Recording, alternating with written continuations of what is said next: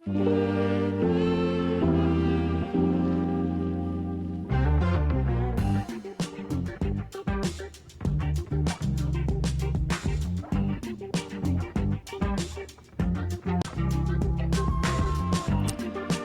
Wednesday, everybody. Josh here with On the Wrong Lead. Another episode of Drank and Champagne, and this time I can say I'm joined by Mr. Andrew Champagne. I had to cut the always out because apparently last week I kind of sort of recorded an episode without you, Andrew. I hope you didn't mind. The horror. The horror. How dare you? How dare you lie to our listeners? You know, what's funny is, so my friend Bill, Thank you, Bill. He was at Bet Bash, and he literally messages me, and he goes, "You would love it here. You should make it out here. I think this would be you'd absolutely love this. Like you should do this next year." And he said, "I want to come. I like if you want, I will happily come on and talk about my experience here." And what was funny is you then told me, "Oh, hey, by the way, I'm gonna be out of town." Obviously you were going up to Saratoga. Worked out perfectly for Bill. Now, uh, Bill, I think I think he echoed a lot of my frustrations with horse racing as of late. Especially in talking um, about sports betting. And I know many sharp handicappers who have switched their tack to sports, or at least have moved more of their handle over to sports than previous. Must be nice to have that option, says the Californian. That's still wild to me that California doesn't have it, but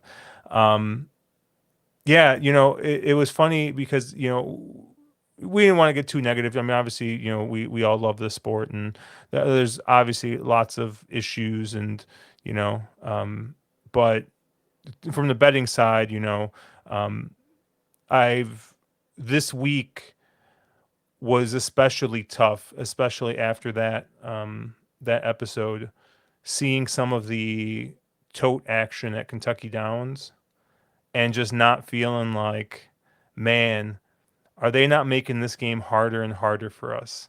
Many times you'd see a horse loading in at 4-1, and you think you're getting a somewhat square price, and gates open, and horse is 8-5. And the worst part about it, Andrew, and I know you love this. What do you think the track does when this happens? I don't know, say twice. Nothing. No, even worse. They start hiding the odds on the horses live.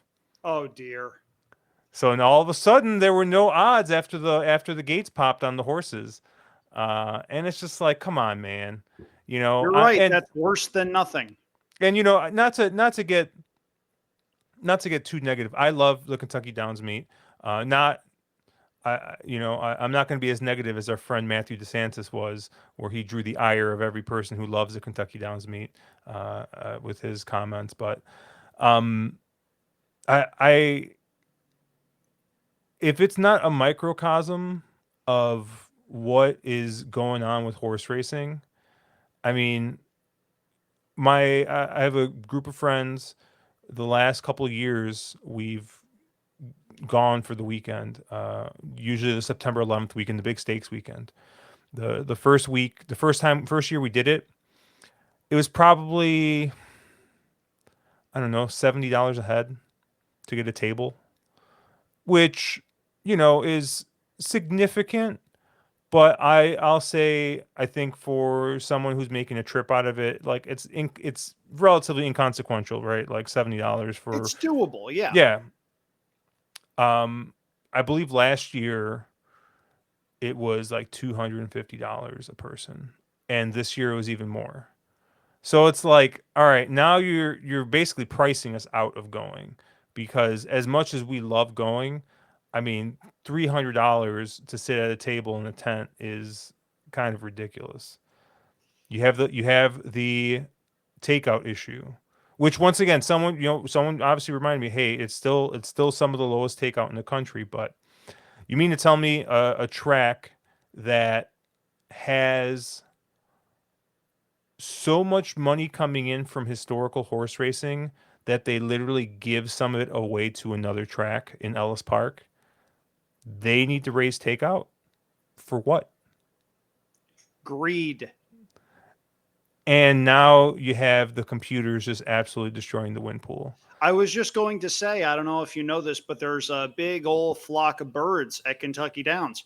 Caw, Mhm. caw, Yeah, waka, waka, waka. This is it's what happens when I go away for a week, folks. I write new material. it's and honestly, Andrew, obviously we want to talk mostly about your trip to Saratoga and talk about the Saratoga meet that just ended, but I just kind of reflecting on the hour or so I spent with Bill last week, and he had some of the same complaints, like in general, and just this week, I was at Hawthorne with Emily Gullickson, and some of the great people from Hawthorne, and or not. I was at one of their events at an OTB, not actually at the track, and we were just watching this stuff happen live, and we're just like, how can we bet this? It's I don't know, it's tough, and just reflecting on, like I said, the time I spent with Bill last week talking about some of the issues with horse racing. I just thought that, like, this last week with Kentucky Downs, like, you just see it, and you know, I, I'm really sad that I'm not able to go this year, because honestly, like, it's been one of the just like the most fun trips I've taken, like, just the guy hanging out with the guys, being there at the track with a big group of guys, and it was funny because you'd look around, and in the tent it was mostly kind of older people, maybe owners of horses and stuff like that, and there's just us, just drinking up a storm, just like yelling, hooting, hollering, having a good time, and it's yeah, it sucks to miss out on it this year, and it sucks to kind of see what's kind of happening, to the meet with the computers kind of destroying some of it, and just kind of all the other stuff going along with it. But I don't know, Andrew. Did you get a chance to watch much Kentucky Downs? I mean, this last weekend, or were you just really focused on Saratoga? I saw a little. Um, I saw what was out of the corner of my eye in the backyard on a simulcast television. If you're familiar with the Rotundo family, they were all there in their usual spot by the Big Red Spring. I got to meet Shauna for the first time, Pete Rotundo's wife. Wonderful, wonderful woman. The entire family was actually, it's always been pretty nice to me when I've run into him. I always run into Pete, it seems, once or twice a year. So good to be able to see him. But they were, shouting and snapping and whatnot. Pete brought one of their children over to the paddock, and apparently the child has started snapping. Hmm. And I looked at Shauna and I went, you know what we call that? 2 generations of topside pedigree. That's So so funny. it was pretty good. But no, I saw a couple of races. I haven't bet on Kentucky Downs. I haven't bet on Del Mar. Can we talk about Del Mar for a minute and the Grade 3 Pacific Classic? Yeah, that was Now, something I will else. say this, credit to the connections of Mixto for getting some class relief after the Pleasanton Mile. Hmm. Because apparently the Pleasanton Mile just a little too tough for Mixto, so they shipped down to Del Mar for a $1 million race, won and paid $46. And I got to tell you, Josh, 22-1 seemed like an underlay on that horse as it was happening. Yeah, it was. It's interesting. What's funny is, I believe on this show you might have mentioned that the Pleasanton Mile this year was probably the saltiest Pleasanton Mile you've seen in a couple of years Well, when you it's looked at only the the field. second. It's only the second Pleasanton Oh, Mile, but I okay. will say, based on some of the races in the handicap division, it didn't stack up too bad. The horse Yeah. that won, Lamas, was a multiple grade stakes winner on a number of different surfaces, and now you have the runner-up Mixto, who wound up coming back, winning the Pacific Classic, and is going to go run in the Breeders' Cup. So the lesson, as always, is the center of the universe is the Alameda County Fair in Pleasanton, California. I am a little bummed that my grand plan ended up not coming to fruition. Oh, And the fierceness future. yeah, right. The hey, I want Fierceness to lose this race. Bet him in the classic. He's going to be your. Yeah. I would assume he's going to be your favorite at this point. I I'm mean, hoping so. Listen, I acknowledge Fierceness has a lot of talent. Fierceness was a lone A for me in the Kentucky Derby. It is entirely possible Fierceness winds up winning the Breeders' Cup Classic. But Josh, I don't know if you're familiar with a band called The Animals, but I believe there is a house in San Diego they call the Rising Sun. 3 Japanese horses coming to contest the Breeders' Cup Classic. And I think it's possible they run 1, 2, 3 in some combination with Forever Young, Dermasotogake, and Ushba Tesoro. what If about Fierceness doesn't fire, who beats him? the English horse? Eh, doesn't do it for me. I understand that Aidan O'Brien has done this before, but we also forget that the 2 horses he's done that with were in 2000 and in 2001. I say we forget, Josh, you don't remember because that was about 17 or 18 BJ before Josh. Yeah, but So, what if like Fierceness is coming home and then well, who's going to be calling the Breeders' Cup? Is it going to be Colmus? well, it depends how you're listening. I don't know how else. What if Colmus goes and Fierceness wins it for America? No, right? Didn't No. tis now won it for America and beat the English horse the last time, right? Tisnow won it for America 2 months after 9/11 with snipers on the roof at Belmont. A little bit different. Um, yeah, but yeah, that's as much as I know about Tisnow. It's So, okay. No, educate yourself because there are some great stories about Tisnow and the training job that was done on that horse leading up to the Breeders' Cup Classic. He refused to work on at least one occasion and still managed to win the race. It was crazy. you want to know what else is crazy? Is I still don't have tickets for the Breeders' Cup. You'll manage. So, You'll find some. we'll yeah, we're monitoring the situation. I basically all the 2-day general admission is sold out. So I'm probably gonna be at the mercy of StubHub. And right now we're looking at about $600, which is about double face value. So yeah, we're gonna wait a little bit and hope we don't pay the price with that one. I But mean, I would say you can come and you can hang out at the Alameda County Fair and crash at my place, but my guest room is taken. Chateau Champagne is at is at no vacancy right now. but yeah, we'll keep an eye out for that. But yeah. Anyways, on to more positive news, Andrew. Talk to me about your last weekend here. You had some nice family time So with yeah, the old Papa Champagne over there and in well, not just Papa Champagne, but also my sister, my 2 beautiful nieces, who I don't get to see nearly enough. We're gonna need to start this actually a little over a week ago when I flew into New York City. The travel gods once again smited me, Josh. I don't know who I managed to piss off or when this happened, but they wound up shipping my bags to LaGuardia early without telling me. hmm. Which, hey, if you send me a text message and tell me that's what's going on, fine and dandy. But they didn't do that. They just sent the bags to LaGuardia, and I wound up looking like an idiot at the baggage claim carousel waiting for my bag to come out when in fact it was over in the Southwest office in the corner of LaGuardia. So trip was off to a rousing start at that point. While I was at my sister's place in New York City, I'm working on the couch and her kids are home. They hadn't gone back to school yet. They actually, I believe, go back this week. Josh, do you have younger family members that you spend time with around a television? Yes. So if I bring up the television show Bluey, you will know what I'm talking about. Oh no, not that young. Okay. So Yes, my nieces are in, and my nephew as well, are in prime Bluey age. Mm-hmm. Josh, it is a masterful television show. It is the ultimate young children's show written for adults. There's an episode about a family member who visits and cannot have children and is bitter because of it. And I remember watching that going, what the hell is this? This is not a Hmm. kid's show. But there's a character on Bluey by the name of Muffin.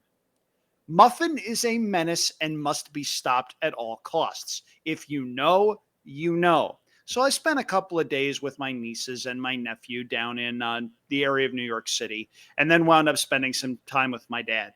First day I'm over at my dad's house is Wednesday. I'm working from his living room. My top picks at Saratoga go 0 for 9 with either 3 or 4 seconds. It was a rough day for yours truly. 2 of those seconds came on turf horses that gave up the rail and wound up getting compromised by horses making inside moves in the stretch, which should just never happen. So that stunk. But the first ridiculous story that I have came a day later. Thursday, I go up to the track and it's a beautiful day, and my dad and I are on the track apron. Horses are going up to the gate with about 2 minutes to post.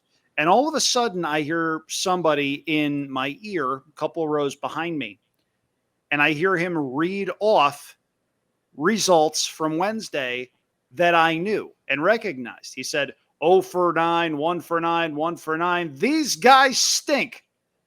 And I knew that they were looking at the pink sheet. Hmm. I whizzed around and I went, yeah, we sure sucked yesterday. Turned out it was 2 guys and 2 women, and the women's jaws dropped. They had no idea what to do in that situation. The guys, to their credit, understood that, hey, it's just one of those things that happens at the racetrack. Everything was cool. After the race, I said, thank you for buying one of those and helping them pay my daily rate. Everybody laughed and we all moved on. And Josh, things got weirder. So Friday rolls around. Another beautiful day. I walk out of the men's room in the backyard and I see 2 women that are trying to figure out where they're going next. It's towards the end of the day. One of them is carrying a bag. Have I ever told you about the pink sheet purses that got sold at Saratoga a couple of years ago? No. So there was a woman at Saratoga who wound up getting sued into the fiery depths of hell, not just by the Saratogian, but by a number of other people in the horse racing space.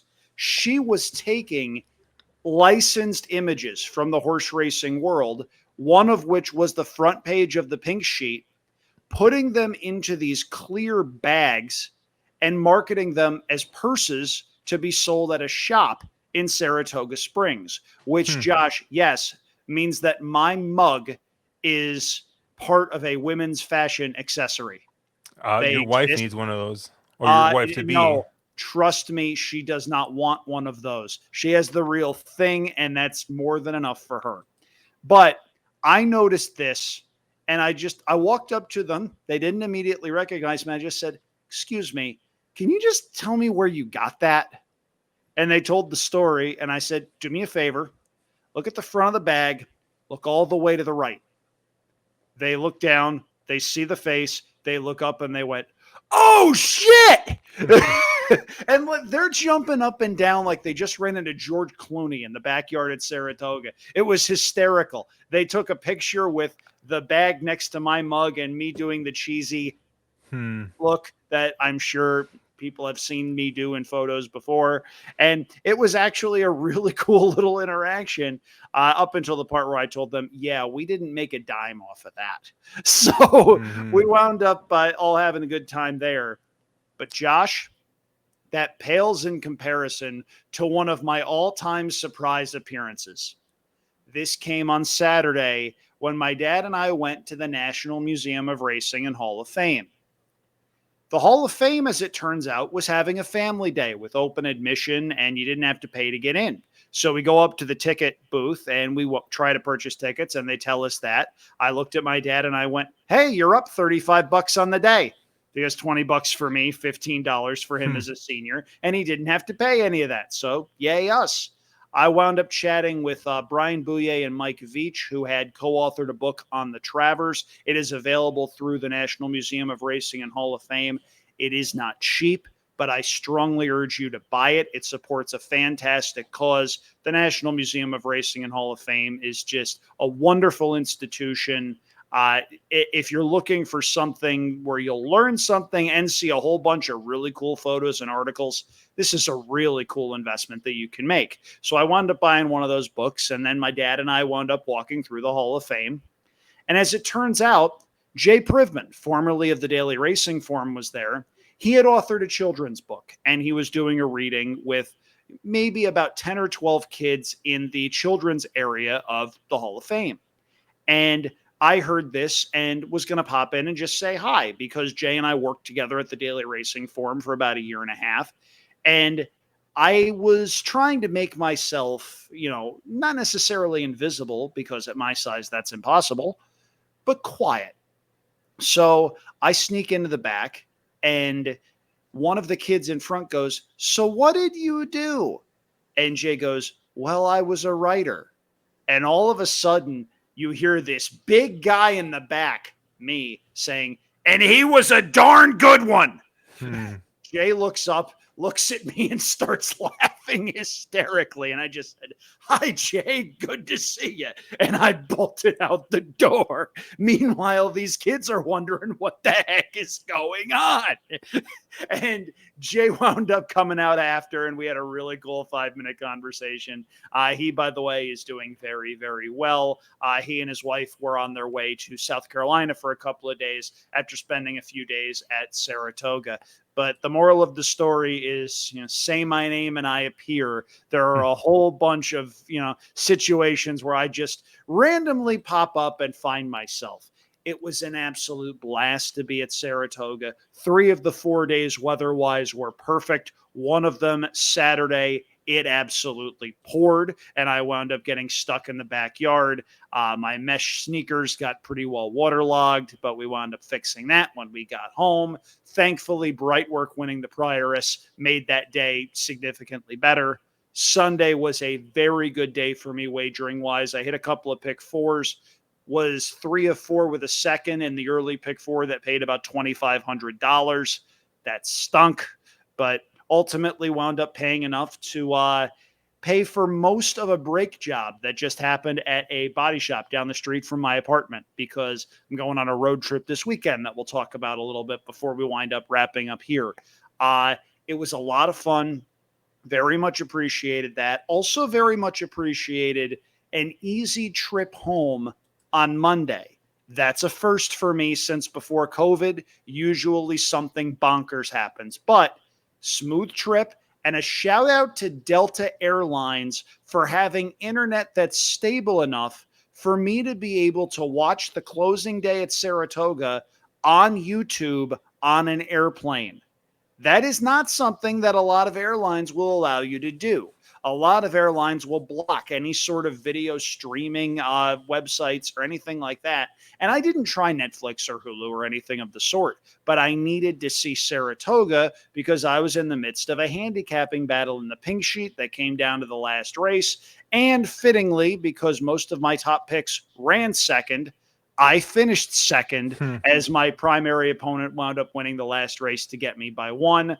I can think of about 10 or 12 photos and ridiculous things that happened that if they'd gone the other way would have made for a different outcome. But I said it in a couple of tweets on Monday night and Tuesday.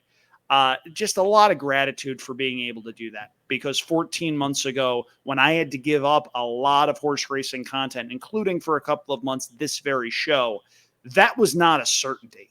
And being able to do that stuff is absolutely fantastic. Being able to go back to Saratoga, see a lot of people whose company I very much enjoy and who I don't get to see nearly enough being out here on the West Coast is really cool. Bankroll wise, I had a very good meet. If you followed along with my bankroll section in the pink sheet, you wound up making a little over $900 over the course of the 40 days. It's the best bankroll section that I've ever had. So all told, I can't complain too much. My trip home was very good. Happy to be back here in the Bay Area and got a lot of fun things going on that'll be in the works soon. So, not a lot of rest for the weary here, but doing what we can and very much happy about it. So your first story actually reminded me of a story from Kentucky Derby Week this past year. A friend of mine, uh, Sean, he's kind of like a friend of a friend, but I consider him a friend now. I've met him a couple times. Super nice guy. Met him through a couple of friends, but um, the first time I met him, I was at my friend's house in Louisville, and he goes, "Oh yeah, my next door neighbor Sean, you know, uh, he's gonna come over. He's like, he hates Ed DeRosa." And I'm like, "What?" He's like, "Oh, he just hates Ed DeRosa." And so apparently he starts telling me this story that him, my friend and Sean, they go to a like a seminar that Ed is hosting before the Kentucky Derby, and he is on "Tis the Bomb." And Well, I he's mean, been on Tis the oh, Bomb every single start of his career. exactly. So we're talking about the "Tis the Bomb" Kentucky Derby. Right before the Kentucky Derby, he's hosting a seminar somewhere at like a bourbon bar or something. They got tickets, and apparently either Sean must have loved every single thing Ed said that night, because Sean was now on "Tis the Bomb." And obviously we all know how "Tis the Bomb" ran. And for some reason, like he's like this damn Ed DeRosa, you know. And so I was we talked a little bit, and tell me about Ed DeRosa. And he's like, "Oh, damn, 'tis the bomb," and he gets all worked up and everything. I mean, he's kind of playing it up, but it's just funny. And so we're gonna go to the track, and we have an extra ticket. And so I tell my friend Matt, I'm like, Matt, do you want me to text Ed, see if he wants to come out? He's like, "Do you think he would?" I was like, "Honestly, if he's free," because these were nice tickets. These were like the all inclusive, whatever. And it was just like a random like Saturday night. It was like one of the Downs After Dark card. I'm like, "Yeah." I'm like, "How funny would it be if he just shows up while Sean's here?" And unfortunately, Ed couldn't make it that night. He's like, "Dude," he's like, "I totally would, but he had something with his kids or something. He couldn't make it that night." So fast forward a year or two, and we're at Thurby, and I'm Ed's sorry, down. what? We're Thurby. No, it's not a word. It's the Thursday before the Kentucky Yeah, Derby. Get Thurby, it right. exactly. No, So we're in our box, and I'm texting Ed, and actually I don't remember if I texted him or if Ed just appeared. You know, sometimes Ed just appears, and so I'm just gonna. I don't want to interrupt too much, but Josh, have you noticed that Ed and I are wildly similar in a lot of ways, and that yes, it probably disturbs both of us? yes, but yeah, yeah. So Ed just like appeared, I think, and I was like, Ed, and so I started talking to him, and you know, I mean, I know obviously Ed has a sense of humor, so I go, "Hey Ed," I turn around and I point right at Sean, and I go, "Ed, that guy hates your fucking guts." And Ed goes, "That guy?" And poor Sean, right? Because like Sean didn't know I was gonna do this, right? And like Sean's a super nice guy, and like at this point, the alcohol has been flowing, right? We're a couple hours. We had been pre gaming, and so Sean's just like, and so he just thought like he didn't even he Sean didn't hear what I said, right? So he just thought I said like, "Oh, that's my friend Sean" or something, right? And so Ed's laughing. Sean comes down, and Sean's like all nervous, and I don't know if he like like heard what I said or whatever. He's like, "Oh, he's like nice to meet you," like all this, and he walked away, and so Ed just kind of like was laughing about it. And so I just told him, I told him the "Tis the Bomb" story, but I was just like, yeah, it's just like your little interaction with these guys suck. Like I was just like, Ed, this guy hates your guts. Like, this is so So, funny, but yeah, the other story I've got in that vein is from many, many years ago. The summer of 2013 was a very dark time for yours truly for a couple of different reasons that I'm not going to go into here. But I was at the Hall of Fame for a kickoff event for that year's Saratoga meet. And I remember vividly, I was sitting in the front row. I was covering a panel discussion, and I hear someone behind me, and it's this mid 60s woman complaining about the Saratogian and how they don't cover horse racing events in the community and da da da. And I went, "Excuse me?" And all of a sudden, she looks right up and goes, I was like, "Yeah, have a nice evening, ma'am." It was one of those things. It's just, say our names and we appear. It's a curse. It's an absolute curse, and the fun kind of curse, not the curse that was on this show whenever we tried to do a Thursday pick five at Saratoga, and all of a sudden the rain came down and it was undeniably Matthew DeSantis's fault. yep. Man, I'm glad that the weather gods decided to stop with the nonsense about halfway through the meet, but there was a rough stretch. It was And for sure. you know, um, I, I don't know. I have a bit of a hard time kind of placing this Saratoga meet. Obviously last year the dark cloud over last year's. Like I There don't were think, lots of dark yeah, clouds. I don't think it'll ever be that bad. But there was just something about this year's meet that just didn't ring with me. I don't know. Um, and once again, like I know I started off on a bit of a negative tone. This time, like maybe it's just my view towards horse racing at this point. Maybe it's just more of more of a negative view on it currently. But yeah, I don't know. And I looked at my handle. Um, I, I didn't have a great meet. I had an awful meet, actually. I mean, I was. This is the most handled track I had for the year so far, and it's also the biggest loss I've had for the year. So like, it's not good. Um, and there were a couple of points where I make a slightly different decision, and I'm not only up for the meet, I'm up for the year, like completely. Like it's and sometimes it's just those things go your way. Sometimes they don't go your way. Things happen, DQs happen, and things like that. And yeah, we just had a lot of other just kind of stuff that kind of took over maybe the narrative on some of Saratoga, whether it's the stewards' decisions, which have not been great across the country, not just at Saratoga. But there were a couple of times where at Saratoga, some questionable things happened. Nothing as Horseshoe questionable, Indianapolis nothing as bailed them exactly. out. I was gonna say nothing as questionable as that, where they blamed the horse that was already on the rail. It was the Happy Gilmore logic of he shouldn't have been standing there. Like, Yeah, that's the logic. That's the logic you're going with. Really? Really?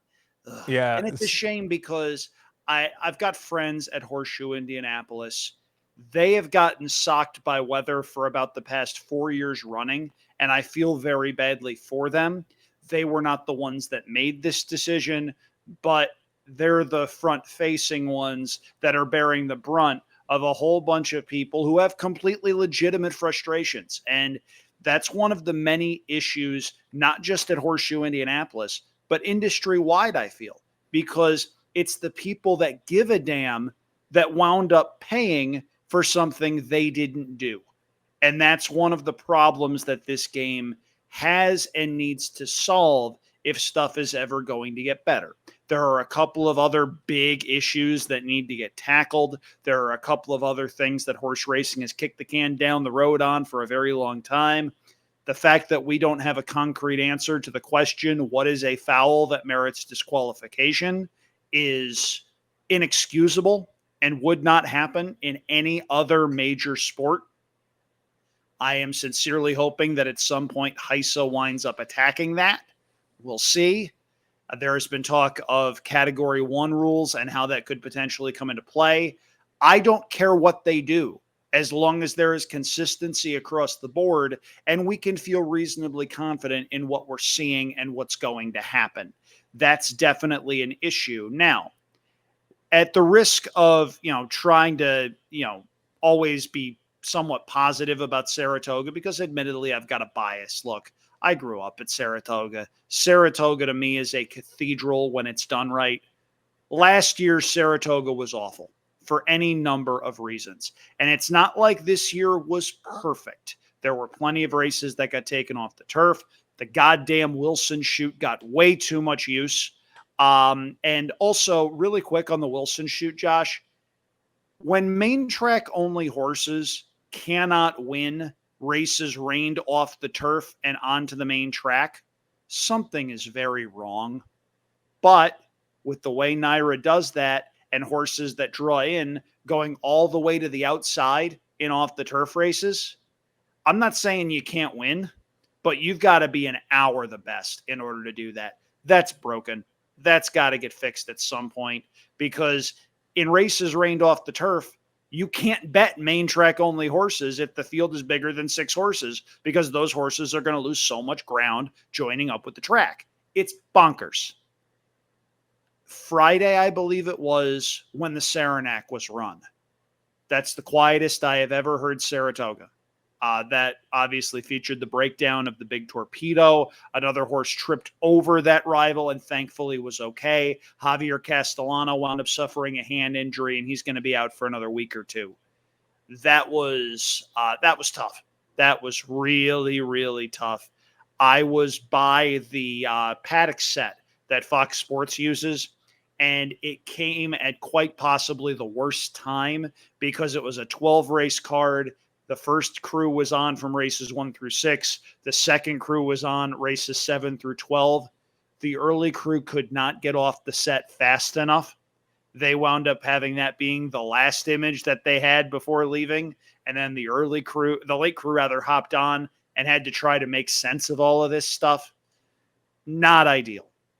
But I say this because last year Saratoga didn't feel like Saratoga. This year's Saratoga felt like Saratoga. We had moments. The Travers with Fierceness and Torpedo Anna was really, really cool. And credit to Ken McPeak for making the decision to point Torpedo Anna to that race as opposed to winning the Alabama by 6 or 7 lengths. Not just because I had power squeeze in the Alabama at a pretty nice price, by the way. A couple of other really cool moments. Arthur's ride going wire to wire in the Whitney. That was awesome. Flavian Pratt setting a new record for stakes wins at Saratoga. That guy is just riding out of his mind and has to, I think, be considered the favorite for the Eclipse Award for top rider in the country at the end of the year. If that vote happened right now, he'd be in the top spot. Are there things we need to fix? Yes. Saratoga is not above that. Maybe we were naive in thinking that they ever were, but this year, Saratoga felt like Saratoga. And that doesn't sound like much, but given everything that happened last year, it is a significant step forward. Now, what concerns me a little going into 2025 is what they're talking about doing with dates. You want to add a Wednesday to Belmont Stakes week, fine. If you've got the horses to run that particular week, cool. Saratoga can support 5 days a week. That's fine. They're talking about expanding the meet, Josh.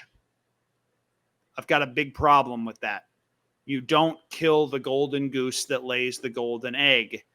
But, what do I know? I'm just somebody that's been going to Saratoga for most of his life and has been a prominent presence in the local media for more than a decade. What do I know?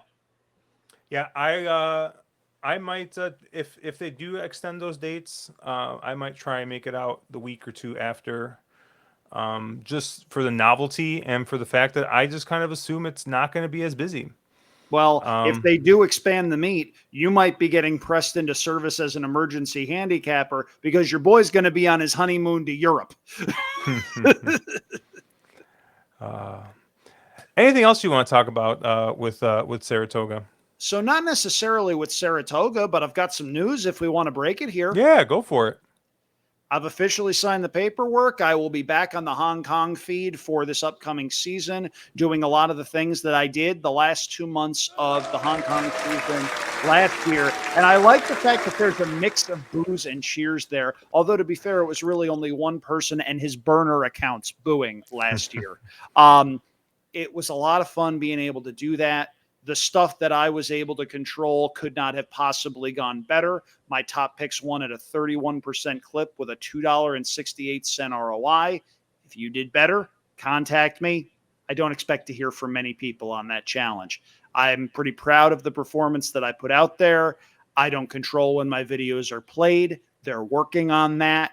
Everything I can control could not have possibly gone any better. And I'm hoping to piggyback that success into success this coming year, starting with the first Hong Kong card this coming weekend. So I'm going to need to sit down and start handicapping that card. I'm also very excited about this weekend for another reason.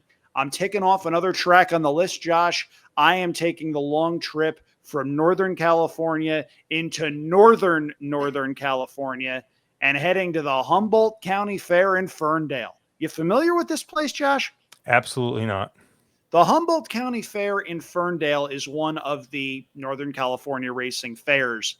You basically go up towards Santa Rosa, past wine country, and keep going. If you're familiar with a Netflix documentary called Murder Mountain, it's not far from there. It's way, way, way up in the boonies, and Ferndale is a bull ring track. This is important because Ferndale's big race every year is the Humboldt County Marathon. They go a mile and 5/8. It's about 9 turns, and jockeys have marbles in their mouths that they spit out as they cross the wire so nobody moves too early. It's fascinating. If you think Charlestown is a bull ring, if you think Delta Downs is a bull ring, handicap Ferndale for a bit. Hmm. You're going to love it.